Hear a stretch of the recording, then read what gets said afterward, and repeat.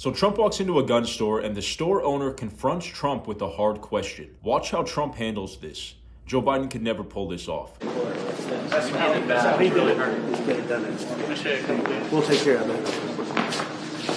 That's fantastic. Let's go. Let me get in the middle here someplace. Yes, sir. All in. Yes, sir. Come on. Well, I was very proud to receive the endorsement from these people.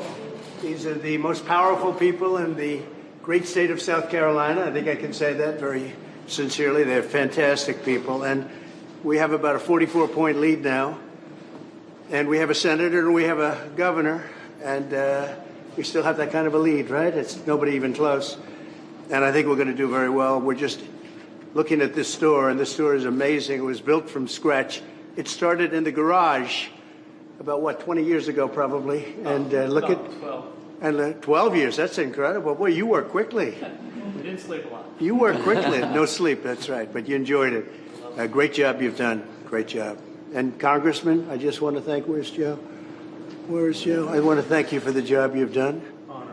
One of the big moments in the history of Congress. One night, a long time ago, I remember that. We appreciate you. Thank you very much. Thanks, Joe. Okay. Thank you very much, everybody. Okay? Thank you. Thank you very much.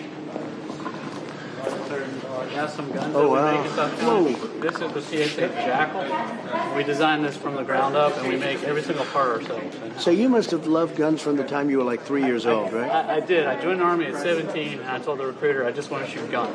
But we make But go ahead. pretty much every single part here in South Carolina, Florida. We make the barrel. Everything is made from raw materials. Barrel's And we made have 3 miles away from here, sir. yeah, No a kidding. lot of it is made just down the So road. everything in the U.S. And 100% U.S. made.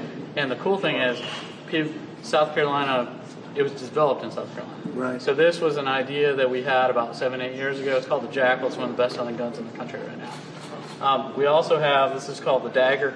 This is our handgun. We have a lot of unique How designs. did that compare with the one, the Glock that we just Glock. looked Well, at? it's hard to compare with Glock, but I personally like it, and the Jackal is our number one. The Daggers are number two sellers. Wow. They sell extremely well. What's And the again, difference in man, price between that and a Glock? A Glock is $550 to $600. These are from $300 to $400, depending on the All right, feature. that's the So difference. a Glock gets to charge a premium just Yeah, because of the name yeah, and everything. I think that's right. That's fantastic. You've done a great job. Appreciate that. Congratulations. See this man right over here? Most important man in photography. Oh my God. Even though he works for the New York Times.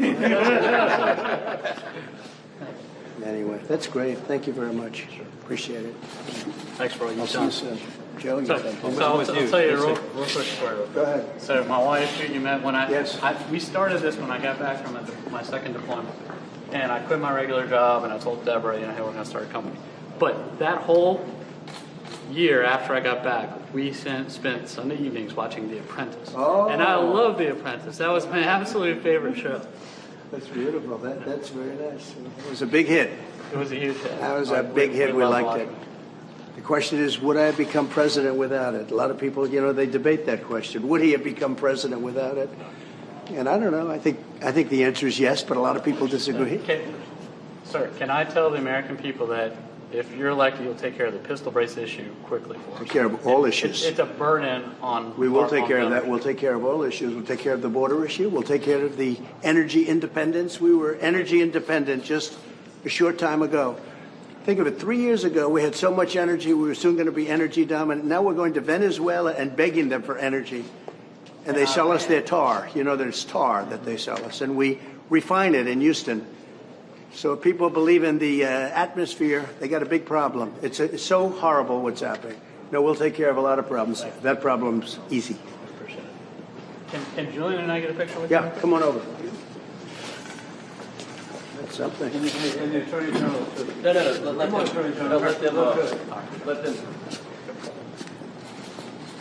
So Trump turned what could have been a difficult situation to his advantage. When the store owner asked him about this pistol brace regulation that he wanted looked at and he wanted amended, Trump gives a direct answer and answers the guy's question and says, we will look into that, we'll solve that problem, and compared to the other problems that we're facing, that one's easy.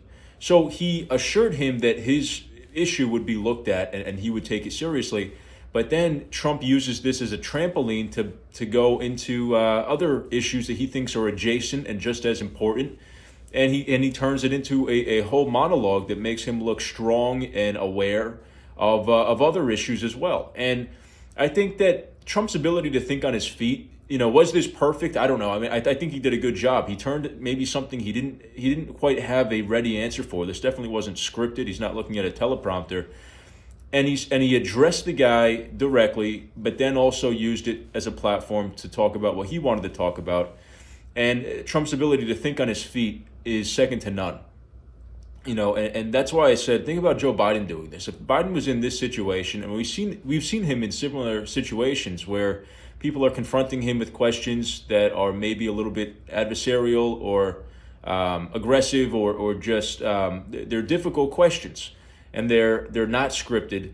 In these live scenarios where Biden was asked about his son Hunter's business dealings by that older gentleman, and then Biden freaked out and called him fat and challenged him to a push-up contest. And then the union worker that confronted Biden about another topic, and Biden yells in his face. And this is a pattern here. I mean, there's many other examples where Biden loses his cool and gets aggravated because he's not ready for something, or gets frustrated and expresses that by yelling at people when he is caught off guard. And very rarely, if ever, do we see Trump do that. Trump is always calm, cool, collected, and he gives an answer that's at least coherent and shows that he is able to think on his feet and be witty. If you're asked a question, you're the president of the United States and you're trying to get elected again, and somebody asks you, not even a trick question, but something that's like, this is an important issue to me, what's your stance on this? And you're going to snap at them or yell at them, and you know that the cameras are pointed too. This isn't a private moment. So you're going to elect to come off that way on live TV with the press surrounding you. That's the situation that Biden has created time and time again. And it's disturbing. It's like he's not even putting any thought into his public profile or his public persona. Trump, too, even if he is putting more thought into how he comes across, which I think is a good thing. I mean, it doesn't necessarily mean that you're fake just because you care about how you come off in public. But it shows that he's able to consider that, and he's aware, and he knows what's important, and he's not just a loose cannon like we've seen Biden to be. So that's my 2 cents. That's what I think is important about this clip, is we see Trump in the hot seat, thinking on his feet, and we also see him among the people too. We see him interacting with ordinary Americans, a guy who built a small business, and he cares about the gun issues, and he cares about the Second Amendment and individual freedom. And Trump is able to come down to his store and relate to this guy, have a conversation, hang out with him. Biden is not that personable. We've seen him try, but he's nowhere close to Trump in that department at all. So anyway, let me know what you guys thought of this clip in the comments. Thank you for watching. Please subscribe, and if you liked the video, leave a like, and I'll see you next time.